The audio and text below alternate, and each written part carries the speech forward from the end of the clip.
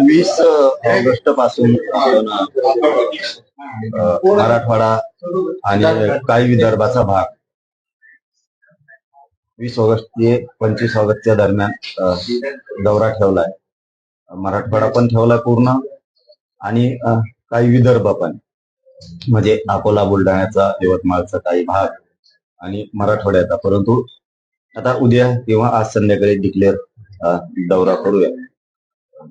जर कदाचित तब्येत बरीच नाही झाली तर माझ्या मराठा समाजालाही सांगितलंय मी की तुमच्या खांद्यावरती जबाबदारी घ्या. शेवटी दौरा होईल किंवा नाही होणार, जे व्हायचं असेल ते होईल, पण समाजाचे लेकरं जे अडचणीत संकटात आणलेत ना, त्यासाठी माझ्या मायबाप मराठ्याने पेटून उठाले. तुम्ही जितके शांत बसाल तितकं मराठ्यांच्या पोरांचं वाटोळं होईल.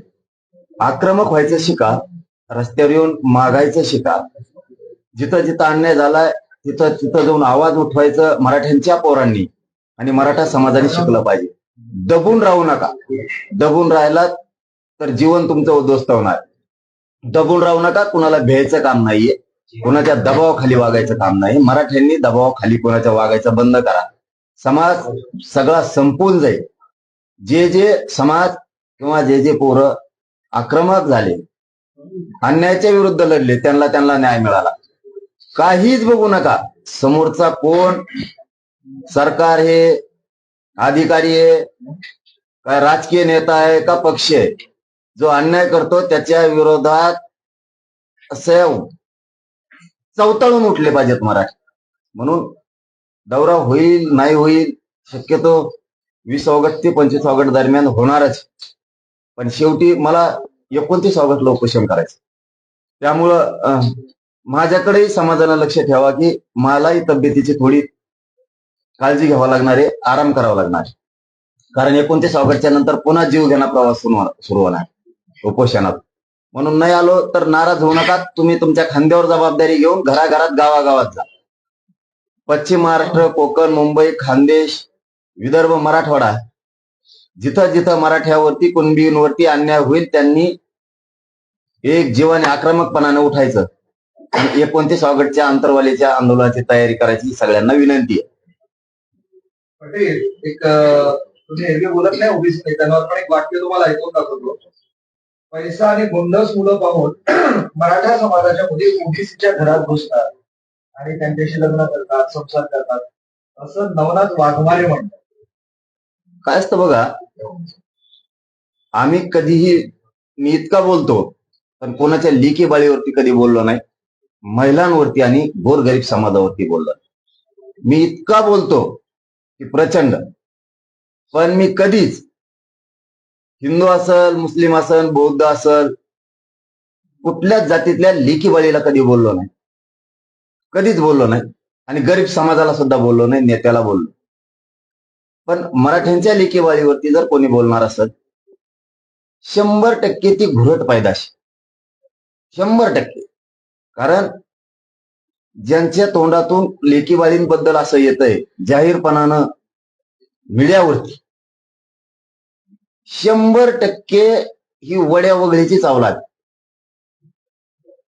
खूप खूप जणांनी ही केलेली, आणि ते अंदाजे तसं दिसतंय. पण प्रत्येक माणूस बोलायला लागला की ते हातात हात देण्याऐवजी अगोदर ढुंगण पुढं करतो. म्हणजे ते दिसतं बी, काहींच्या मनगटात दम असतो, याच्या ढुंगात दम. त्याच्यामुळे ते दिसतंय पण तसं. म्हणजे आता कसं आला असं ते समजून घ्या. ही प्रकार करणाऱ्या अवलादी, समाजात दुही निर्माण करणाऱ्या अवलादी आणि समर्थन करणाऱ्याच्या त्याच्यापेक्षा बेकार फायदाशी, त्याच्यापेक्षा बघा. आम्ही नाही कोणाच्या लेकीबद्दल बोललो. आम्ही म्हणलो का दाखवायच्या का दुसऱ्या बाजू बी? मग दाखवायची का? दाखवायची का दुसरी बाजू? तुम्ही जर आमच्या गरीब मराठ्यांच्या, श्रीमंत मराठ्याच्या लेकीबाळींबद्दल असं बोलत असला, तुमचं दाखवायचं का? लय वासुदेव होईल बरं. मग इतक्या नीच थराला जर तुम्ही गेलात ना, मराठ्यांचे पोट्टे गाबडे सुद्धा सोपे नाहीत. मग तुम्ही आता लय वाईट थराला गेलात. आम्हाला त्याच्यापेक्षाही वाईट थराला जात आहेत. सुरुवात तुम्ही केली ना आता मराठी सुद्धा त्याच भाषेत तुम्हाला बोलणार.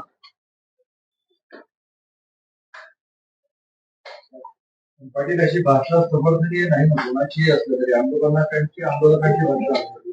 आता काही लोक त्यांच्या भाषेत म्हणतात की पाटलांची भाषा आहे का असं. दाखवता का एखादी? गीतातला मुख्यमंत्र्यांच्या बद्दल त्यांच्या घरच्याबद्दल बोलतात. अरे ती भाषा आहे. आज पळून गेली म्हणतो का आई? आई पळून गेली म्हणलो काय? असं काही जोडू नका कोणीकडचे कोणीकडे. भाषा डायरेक्ट म्हणणं आमकी याच्या घरात घुसली त्याच्या घरात घुसली. मी घुसली म्हणलो काय? तुम्ही जे प्रश्न विचारले मी म्हणलं त्याच्या दुसऱ्याच्या घरात घुसली असं नाही. मी जे बोलतो ते नेत्याला बोलतो. आया बहिणीवर बोललो नाही ना त्यांच्या. अशी पळून गेली घरात घुसली ही भाषा नाही करत आम्ही. लेकी बाळीला कोणाच्याच ओबीसीच्या दुखवलं नाही आम्ही कधी, कधीच नाही. माणसाला नेत्याला तर बोलणारच ना. तेही कित्येक वेळेस बोलले मला, माझ्या समाजाला पण उत्तर दिलं की मी त्याच्यावर. दाखवा तुम्हीच बाईट आहेत का नाही तुमच्याकडं.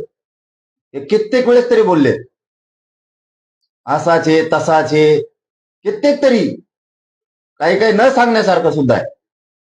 माझ्यावर बोलले. पण तुम्ही आता लेकी बाल्यावर बोलणार असलात आता सुट्टी नसती. आता सुट्टी नसती.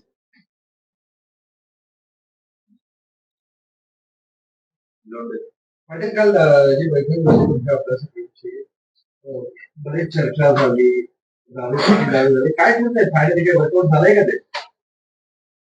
माझं कर्तव्य जे होतं समाजापुढं ते मी पूर्ण केलं, 100% पूर्ण केलं. राज्यातल्या सगळ्या अभ्यासकांना 16 ऑगस्टला म्हणजे मी काल बोलवलं. 29 ऑगस्टला उपोषण करायचंय. पुढचे जे आर कसे काढायचे, मागच्या काढलेल्यात काय सुधारणा करायची का, काय काय करायचं याच्यावरती माझं कर्तव्य मी पार पाडलं. उद्या मला मराठा समाज मानला असता हे अभ्यासक हमेशा विरोधात बोलते, हे हमेशाच म्हणतात आमचं ऐकून घेतलं नाही, आम्हाला दुरुस्त्या सांगायच्या होत्या ते ऐकून घेतल्या नाही, जे आर चुकीचं आहे तर दुरुस्त करा, असा असा करा हे आम्हाला सांगायचं होतं. जरांगे पाटील आम्हाला बोलून देत नाही, बोलविलं नाही म्हणून निवांत 16 तारखेला या म्हणून सांगितलं होतं. महाराष्ट्रापुढे दिसलं यांना गोरगरिबाशी एकनिष्ठ राहायचं नाहीये. यांना फक्त मराठ्यांच्या विरोधात मराठ्यांचेच असून काही अभ्यासक समन्वयक फक्त यांना बोलायचंय. हे सिद्ध झालेलं आहे. त्यामुळं आता इथून पुढं किमान त्यांना आता मराठ्यांच्या प्रश्नाविषयी बोलता येणार नाही. कारण त्यांची एकनिष्ठता पक्षाची एकच समाजाची हे आता मराठा समाज समोर उघड झाले. मराठी सरळ म्हणणार आहेत आता तुम्हाला बोलवलं होतं आले नाही. जे आले त्यांना जे विचारलं त्याचे उत्तर का नाही दिले. आणि मग तिकडे मीडियात बोलायचं आणि इथं समोरासमोर किती चान्स होता. समोरासमोर मीडियाच्या समोर मी जर चुकीचा आहे तर मला उघडं पाडायचं मीडिया पुढंच. आमच्यापासून लांब जायचं 150 किलोमीटरवर मग बोलायचं. त्यापेक्षा इथं मीडिया, इथंच लोक पण आहेत. मी जर दोषी आहे तर मला मीडिया समोर उघडं पाडायचं. पाटील आतापर्यंत तुम्ही अनेक उपोषण केले, त्यामुळे तुमच्या मागण्या काही मान्य झालेल्या आहेत, काही बाकी आहेत. पुढे कुठल्या मागण्यांना घेऊन कुठली कुठली प्रमुख मागणी असेल ती घेऊन तुम्ही 29 तारखेपासून उपोषण करणार? बरोबर. 58 लाख नोंदी ज्या मिळाल्या त्या 58 लाख नोंदीचे मला प्रमाणपत्र पाहिजे. आणि 58 लाख नोंदीचा डाटा मी 1 वर्षापासून मागतोय. सरकारला त्या नोंदी कमी करायच्यात जाणून बुजून 58 लाखाच्या. त्यांना 58 लाख प्रमाणपत्र मराठ्याला द्यायचे नाहीयेत. नोंदी कमी करायच्यात म्हणायचे फक्त एवढ्या सापाड्या. ते मी होऊ देणार नाही. वेळ आली तर मराठी आम्ही सरकार पाडीना. जर 58 लाख नोंदीतले एक बी नोंदी कमी केल्यात मी हे खूप तळतळाटीने सांगतो. एकतर बावनकुळेने इतका तळतळाट घेतलाय मराठ्याचा शिरसाट्याने त्यांनी गोरगरिबाचं वाटोळ करून. त्याच्यात ते हुमरे बी याचिका करायला लावितो, कुठं नाटकं करायला लावितो, कुठं ते म्हणजे अनेक प्रकार करून घेतो. आता यायला लागलेत फोटो होती त्याची बी.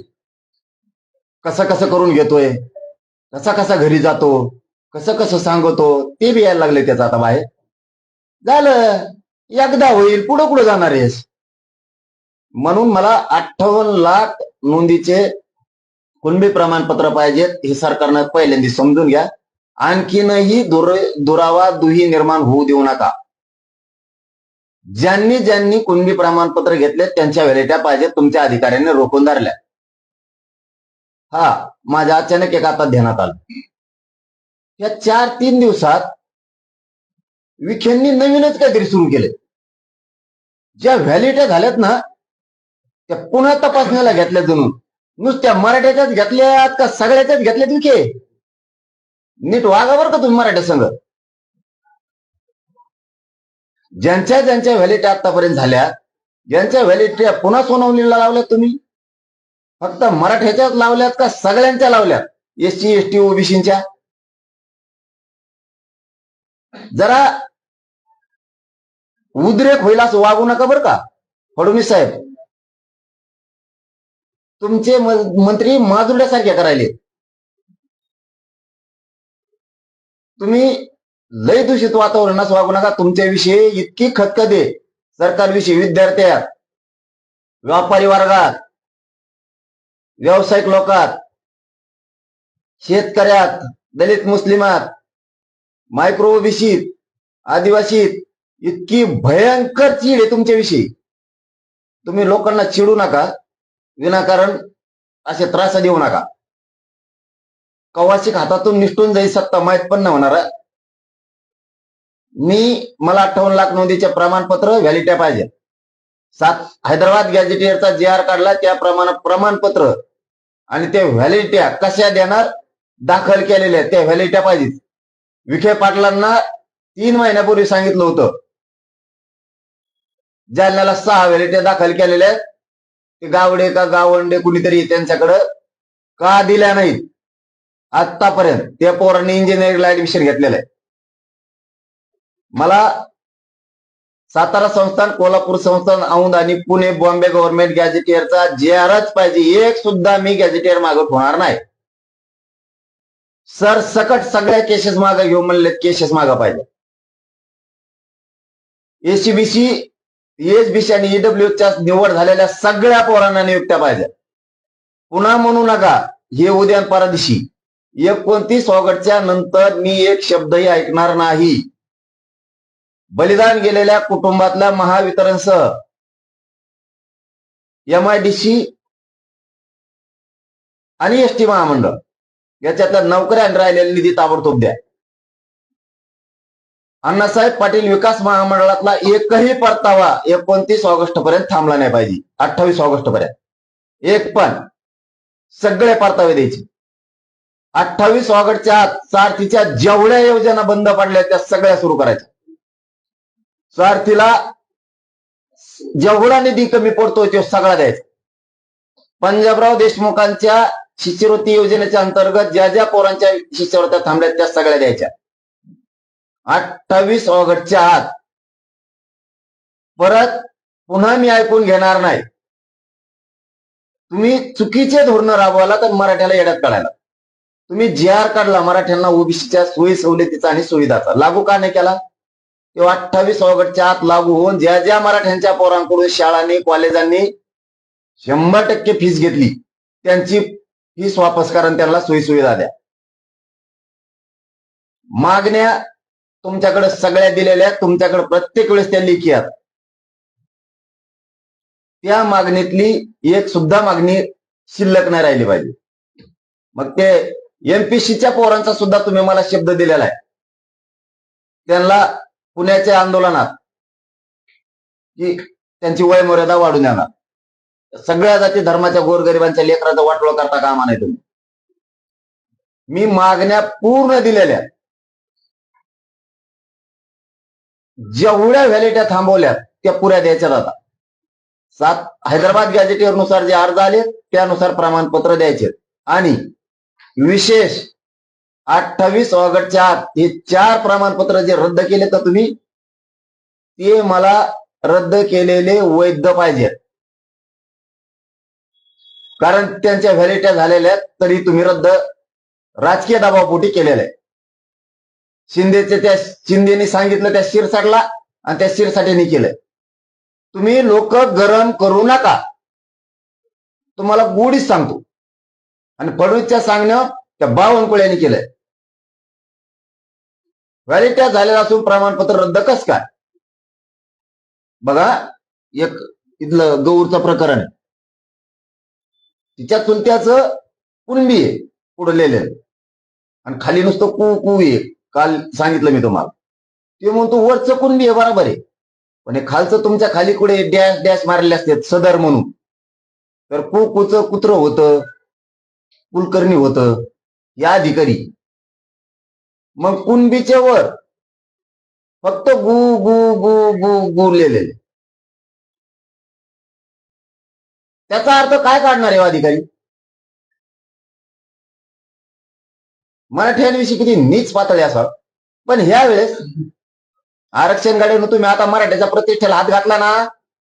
आरक्षण एक दिवस लेट, पण 29 ऑगस्टच्या नंतर आम्ही सरकारची जिरविणारच आता, हो दे काय व्हायचं. काही सूचना केल्यात का कालच्या तुमचे जे अभ्यासक आले होते त्यांनी त्या हैदराबादच्या या त्या दुरुस्ती? काय असते केंद्र सरकार का?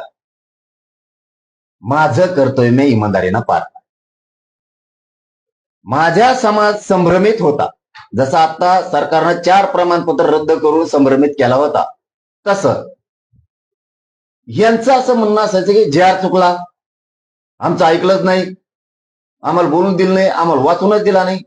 ठीक आहे बाबा, चुकलं तर चुकलं, 1 वर्षानं तुला बोलून घेतलंय, सांग काय दुरुस्त्या करायचं. नाही केल्या तर मग मला बोल. नाही नाही हे नाही आता, नाही नाही आता का नाही हे तुम्ही मला बिड्यात कशावर बोलता? JR चुकला, प्रमाणपत्र मिळणार. मग तुझ्या डोक्यात काय आहे त्यांनी प्रमाणपत्र मिळते ते मला सांग. मी काढलेल्या JRने प्रमाणपत्र मिळत नाही तर तुझ्या मनाने कसा काढायचा? मग ते मिळतील ना, एक सांगा ना. मग मराठ्यांपुढं हे सिद्ध झालं आता की हे लोक, जरांगे पाटील इमानदारीनं काम करतोय, फक्त यांना करून द्यायचं नाहीये. कारण हे कोणाच तरी ऑफिसला आहेत, शिंदे साहेबाच तरी ऑफिसला आहेत, फडणवीस साहेबाच्या तरी आहेत, अजित दादाच्या तरी आहेत, विखे पाटलाच्या तरी आहेत. हे कोणाच्या ना कोणाच्या तरी दारात आहेत. तसे यांचे फोटो आहेत सगळ्यांचे. काय काय तर शिंदे साहेबाला भेटून आलेत, मग उपोषणला बसलीत. काही काहींना शिंदेचं ऐकून शिरसाटणी बसलंय. शिरसाट मराठ्यांचं वाटोळं होण्यासाठी तो प्रयत्न करशील बाबा. सत्याचा आनंद लय दिवस नसतो, निवडून आणायचं, गोरगरिबाच्या हातात हे विसरायचं नाही कवाच. हो, आज तुम्ही शायनिंग करणार, तुम्ही माजुड्यासारखं आंदोलन उभा करणार, बोलणार, पण त्याच्यानंतर तुम्ही आज काय बदला घेतायत मराठ्यांचा मला नाही माहित. आंदोलन मराठ्यांच्या विरोधात उभा करून पाठबळ देऊन, पण हेच लोक पुढं त्या पदावर कधीच येऊ देणार नाहीत, इतके अपमानजनक पाडणार. मग तुमचे झाक उघडत. त्या टायमाला आपण चिल्लर चाळे करायला गेलो, त्याचं माझं काहीच नाहीये, तरी शिंदेचं ऐकून त्याने आंदोलन उभा केलं, मराठ्यात फूट पाडली. ते जाऊ द्या, ते बघतो मी. निवडणुका येणाऱ्याच्या जाणाऱ्याच्या ते बघतो. टायमाला मी बिली खुशी, मी बरोबर करतो. माझं सरळ म्हणणं आहे की मराठा समाजाचे काही समन्वयक आणि काही अभ्यासक जे आटापिटा करतायत ना, हे बदल, हे चुकीचं, हे याव झालं, हे त्याव झालं, बोलल्यावर येत नाही, त्याच्यामुळे खुर्च्या काय म्हटल्या. पोरांना बसू दिलं नाही, मला बसू नका कुणी. परत म्हणते गच भरलं होत. बोलवणारे येत नाहीत, 50-100 किलोमीटर लांब जाते तर मग इवळत येत. मराठ्यांच्या डोक्यात आलं हे लोक काही अभ्यासक समन्वयक मराठ्यांची एकनिष्ठ नाहीत, अजिबात एकनिष्ठ नाही. हे पक्षाशी किंवा कोणाशी तरी एकनिष्ठ येतं. जरांगे पाटील निष्ठेने समाजाचं काम करतो, याला फक्त आडो पडायचे आणि जरांगे पाटलाला बदनाम करायचे. आता मी विचारलं ना तुम्हाला, जनतेसमोर, मीडिया समोर, आंतरवालीतल्या एवढ्या मोठ्या हजारो लोकात, सांगा काय दुरुस्त करायचे. सगळ्याला बोलू दिले. काही नाही, फक्त आडवं पाडायचं, काही नाही यांच्या डोक्यात. तरी आम्ही सन्मान केला, सन्मानजनक सगळं ऐकून घेतलं, तेही वापस गेले. मी पण इकडे आलो, पण मला ते गरजेचं होतं. 16 तारखेला दिल्या टायमावर माझं दुखत असून की ठेव दिलेल्या वेळेस अभ्यासकांचा अपमान होऊ नये म्हणून तिथे गेलं. कशाला बोंबालता रे? मला काही ना काहीतरी मी समाजाला देता आलंय. मला तुम्हाला आयुष्यात काय देता आलं नाही तर किमान नाव तरी ठेवू नका. कुठं असे ना कुठं झाकत असतं का राव? तुम्ही आता जर कोंबडा डाली खाली झाकून ठेवला तर तुमचं झाकण कसं केलेलं पाप? अन्न छत्र आमकं तमकं उघडं पडतच ती. टाइम लागतो फक्त त्याला. मराठा समाजाला बाबा माझं आव्हान आहे, 29 ऑगस्टच्या आंदोलनात कोणालाही पैसे देऊ नका. तुम्हाला कोणाला तिथं पोरं लई येणार आहेत आता लाखात. मराठा समाज सुद्धा गरीब म्हातारे माणसं सगळे महिला सहित मराठ्यावर अन्याय झालं मग तुटून पडणार आहेत 29 ऑगस्टला. एक जातवान मराठा, जातवान राजकारणी घरी राहणार नाही 29 ऑगस्टला अंकबली येणार. रोज कोणी ना कोणीतरी भेट द्यायला येणार आहे. जवळ आंदोलन सुरू आहे तवर म्हणतोय आम्ही. एका दिवशी सगळे येतील, मागं पुढेही होईल, पण फक्त याच्यात सुळसुळाट होणार आहे आता मुंबई सारखा. कोणीही पैसे द्यायचे नाही. ज्याला अन्न छत्र लावायचंय त्याने त्यातले माणसं पाठवायचे, जेव घालायचं 2 रुपयाचे. बिस्किट पोडा द्यायचा, पाण्याची बाटली द्यायची, त्याने स्वतः 2 बाटली काय द्यायची त्याला द्यायच्या पाण्याच्या. पण पैसे कोणाकडे देऊ नका. बडे जाव नुसता याव केलं मॅन, त्याव केलं मॅन, इकडं लाव छत्रन तिकडं लाव छत्रन, उचकेव्याचे कोण उचकेव त्याचे कोण. मग जेव्हा आलं की एक काम करा कोणचंही.